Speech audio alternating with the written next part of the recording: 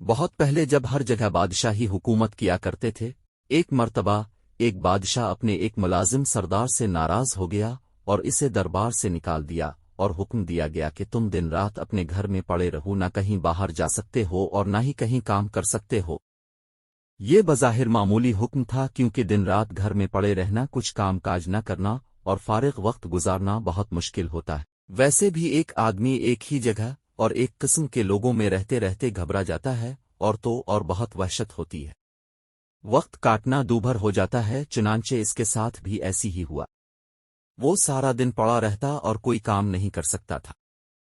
سردار بہت پریشان تھا، کیونکہ اس کے بچوں کے پیٹ بھرنے کا سوال تھا۔ جب وہ گھر سے باہر قدم نہیں نکالے گا تو بیوی بچوں کو کھلائے گا کہاں سے؟ اتفاق سے کچھ دنوں کے بعد بادشاہ، وزیر اور شہزادے بلائے گئے۔ سردار کو ایک ترکیب سوجھی تو اس کی آنکھیں چمک اٹھیں۔ اس نے اپنی بیوی کو پڑوس میں ایک قیمتی جوڑا لانے کے لیے بھیجا۔ وہ پڑوس سے قیمتی جوڑا لے آئی۔ سردار نے مانگے کا قیمتی جوڑا جلدی سے زیب تن کیا اور گھر سے نکل پڑا اور شان سے چلتا ہوا شاہی دربار میں جا پہنچا۔ درباری سمجھے کہ کوئی معزز مہمان ہے، اسے لے جا کر بڑے ادب سے دوسرے بڑے لوگوں کے ساتھ کرسی پر بیٹھا دیا۔ سردار گردن اکرا کر کرسی پر بیٹھ گیا۔ دربار شروع ہوا۔ جشن کی تمام رسمیں ادا کی گئیں اور اس کے بعد دسترخوان پر اعلیٰ قسم کے کھانے رکھے گئے۔ سردار نے بھی ہاتھ بڑھا کر خوب ڈٹ کر کھانا کھایا اور پھر نظر بچا کر بڑی چالاکی سے سونے کی ایک رکابی اپنے لباس میں چھپا لی اور دربار ختم ہوتے ہی وہاں سے 9-2-11 ہو گیا اور گھر آ کر بڑے مزے سے سارا واقعہ اپنی بیوی کو سنایا۔ اس کے بعد اس کی بیوی بازار جاتی اور سونے کی رکابی کا ایک ٹکڑا کاٹ کر فروخت کر کے کچھ رقم لے آتی۔ یوں سردار کی زندگی آرام سے گزرنے لگی اور پریشانی دور ہو گئی۔ ادھر دربار کے ملازموں نے دیکھا کہ سونے کی ایک رکابی کم نکلی ہے تو بیچارے بہت گھبرائے اور رکابی ڈھونڈنے کے لیے ادھر ادھر دوڑنے لگے۔ بادشاہ نے ان کی حالت دیکھ کر کہا کہ تم سب کیوں پریشان ہو؟ مجھے معلوم ہے کہ سونے کی رکابی غائب ہو گئی اور اب وہ تمہیں نہیں ملے گی۔ مجھے یہ بھی معلوم ہے کہ وہ رکابی کس نے چرائی ہے۔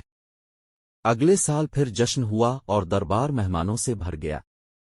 جشن کے اختتام پر مہمانوں کو کھانا دیا گیا۔ سردار اس موقع پر بھی موجود تھا۔ کھانا کھانے کے بعد پھر اس نے نظر بچا کر بڑے اطمینان سے ایک سونے کی رکابی اپنے لباس میں چھپا لی۔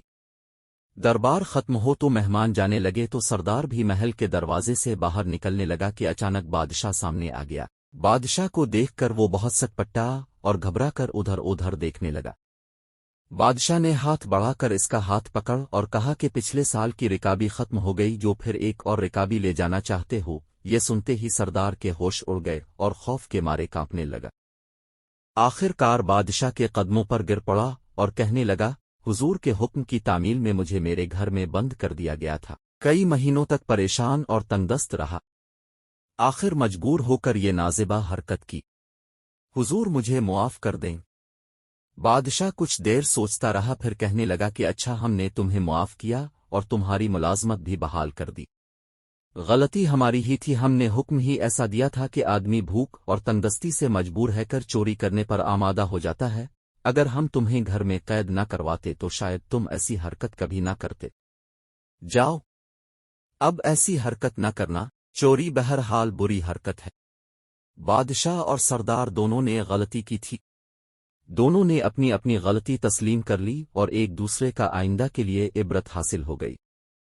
کہتے ہیں کہ پھر سردار نے کبھی چوری نہ کی اور نہ بادشاہ نے کبھی کسی کو ایسی سزا دی۔